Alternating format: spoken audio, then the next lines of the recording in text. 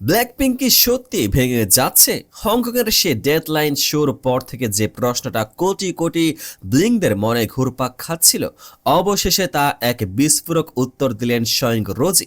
কিন্তু তার সে শান্ত গলার উত্তরের আড়ালে কি কোনো বিদায়ের শুরু লুকিয়ে আছে? ঠিকই যখন ব্ল্যাকপিঙ্ক ভক্তরা উদ্বেগে দিন কাটাচ্ছেন, তখনই সোশ্যাল মিডিয়ায় ঝড় তুলেছেন বিটিএস এর জিমিন। একটা সাধারণ ইনস্টাগ্রাম পোস্ট আর তার নিচে পাহাড় সমান ঘৃণা আর বিষাক্ত কমেন্ট। কেন হঠাৎ নেটিজেনরা জিমিনের উপর এতটা ক্ষিপ্ত? কেন তাকে নিয়ে করা হচ্ছে বডি শেমিং থেকে শুরু করে পার্সোনাল অ্যাটাক? আজকের ভিডিওতে আমরা শুধু খবর দেখাবো না, আমরা করব গভীর বিশ্লেষণ। রোজিয়ের সেই ম্যাচিউর উত্তরের আসল মানে কি, আর জিমিনের সেই বিতর্কিত 3 বার্স পোস্টের পেছনে আসল কাহিনীটাই বা কি। ভিডিওটি শেষ পর্যন্ত দেখুন, কারণ পর্দার পেছনের সত্যটা আপনার ধারণার চেয়েও অনেক বেশি জটিল। কে-পপ জগতের রানী বলা হয় ব্ল্যাকপিঙ্ককে, কিন্তু সাপ শিখরে থাকলেও একটা কালো মেঘে সবসময় তাদের উপর ছায়া ফেলে রেখেছে, আর তা হলো ডিসব্যান্ডমেন্ট বা দল ভেঙে যাওয়ার গুজব। হংকংয়ে তাদের ডেডলাইন শো শেষ হওয়ার পর থেকে ইন্টারনেটে জল্পনা শুরু হয়ে যে এটাই কি 4 সদস্যকে শেষবারের মতো একসাথে দেখা। জেসি, লিসা, রোজি এবং জিসু সবার ব্যক্তিগত ক্যারিয়ার এখন তুঙ্গে। কেউ লোরিয়াল এর গ্লোবাল অ্যাম্বাসেডর, কেউ নিজের লেভেল খুঁজছেন। এই অবস্থায় কল হার ড্যাডি পডকাস্টে রোজে যা বললেন তা পুরো ফ্যান্ডমকে স্তব্ধ করে দিয়েছে। পডকাস্টার যখন সরাসরি প্রশ্ন করলেন, যদি আপনাদের মধ্যে একজন আর কন্টিনিউ করতে না চায় তবে কি হবে? রোজির উত্তরটা ছিল অত্যন্ত পরিপক্ক কিন্তু কিছুটা রহস্যময়। তিনি বললেন, যদি আমাদের মধ্যে কেউ মনে করে যে এটা সঠিক সময় নয়, তবে আমরা সবাই সেটা মেনে নেব।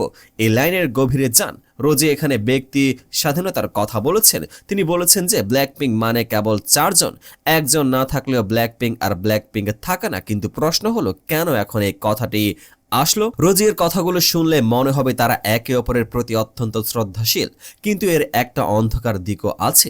ইন্ডাস্ট্রি ইনসাইডাররা মনে করছেন রোজি সম্ভবত ভক্তদের মানসিকভাবে প্রস্তুত করছেন। তিনি বলেছেন, আমরা একে অপরের সিদ্ধান্তকে অবহেলা করতে পারি না। এর মানে হলো, যদি ভবিষ্যতে কোনো মেম্বার একক ক্যারিয়ারে বেশি মনোযোগ দিতে চান, তবে বাকিরা তাকে বাধা দেবেন না। নেটিজেনদের একাংশ একে দেখছেন হেলদি রিলেশনশিপ হিসেবে, কিন্তু অন্য অংশ ভয় পাচ্ছেন যে এটি কি কোনো বড় ঘোষণার আগাম সংকেত। রোজি বারবার ট্রাস্ট বা বিশ্বাসের কথা বলেছেন। তিনি চেয়েছেন ভক্তরা যেন কোনো গুজবে কান না দিয়ে তাদের উপর ভরসা রাখে। কিন্তু কে-পপ ইন্ডাস্ট্রির ইতিহাস বলে, যখনই কোনো মেম্বার এভাবে ব্যক্তিগত পছন্দ আর সম্মান নিয়ে কথা বলতে শুরু করেন, তখনই সাধারণত বড় কোনো পরিবর্তন আসে। ব্ল্যাকপিঙ্ক যখন তাদের ভবিষ্যৎ নিয়ে সিরিয়াস আলোচনার কেন্দ্রে, ঠিক তখনই বিটিএস এর জিমিন ইন্টারনেটে ভাইরাল হলেন সম্পূর্ণ ভিন্ন এক কারণে। গত 27 জানুয়ারি জিমিন তার ইনস্টাগ্রামে একটি ছবি শেয়ার করেন। মিরর ইফেক্টের মাধ্যমে 3টি জিমিন দেখা যাচ্ছিল, আর ক্যাপশন ছিল 3 বার্ডস বা 3টি পাছা। সাধারণত জিমিন খুব একটা সোশ্যাল মিডিয়ায় সক্রিয় থাকেন না, তাই ভক্তরা ভেবেছিলেন এটি একটি নির্দোষ মজা। কিন্তু দক্ষিণ কোরিয়ার অনলাইন প্ল্যাটফর্ম প্যান এ শুরু হলো এক ভয়াবহ সমালোচনা। নেটিজেনরা কেন জিমিনের এই রসিকতাকে সহজভাবে নিতে পারলেন? কেন সে তার শরীরের এই অংশ নিয়ে এত অবসেসড? এই প্রশ্নটি এখন কোরিয়ান ফোরামগুলোতে ঘুরছে। জিমিনের মতো একজন গ্লোবাল আইকনের দিকে এমন সব কমেন্টে ছোড়া হয়েছে যা কল্পনা করাও কঠিন। কেউ তাকে বলছেন আগলি বা কুৎসিত, কেউ বলছেন ট্যালেন্টলেস, এমনকি তার বয়স এবং ব্যক্তিগত রুচি নিয়েও করা হয়েছে কুরুচিপূর্ণ মন্তব্য। কিন্তু কেন? জিমিন কি সত্যি কোনো ভুল করেছেন? বিশ্লেষণ করলে দেখা যায় এটি আসলে কেবল একটি পোস্টের উপর রাগ নয়। কোরিয়ান আইডলদের উপর সমাজের এক ধরনের অবাস্তব প্রত্যাশা থাকে। তাদের সবসময় পারফেক্ট এবং গম্ভীর দেখতে চায় একাংশ।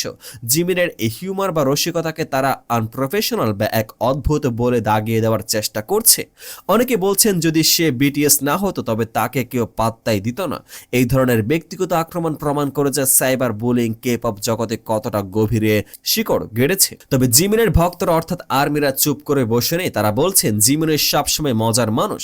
তার এই ছবিটা ছিল নিছকে এক বন্ধু সুলভ মজা। যারা একে নেতিবাচকভাবে দেখছেন, সমস্যাটা তাদের দৃষ্টিভঙ্গিতে, জিমিনের পোস্টে নয়। অন্যদিকে রোজি এর ইন্টারভিউ থেকে একটা জিনিস পরিষ্কার, ব্ল্যাকপিঙ্ক থাকুক বা না থাকুক, তাদের বন্ধুত্ব অটুট। তাহলে আসল সত্যটা কি? ব্ল্যাকপিঙ্ক কি সত্যি ভাঙনের মুখে, নাকি রোজি কেবল একটি পরিপক্ক সম্পর্কের উদাহরণ দিচ্ছিলেন? আর জিমিন কি কেবল সাইবার বুলিং এর শিকার, নাকি তার সোশ্যাল মিডিয়া ইমেজ নিয়ে ভাবার সময় এসেছে?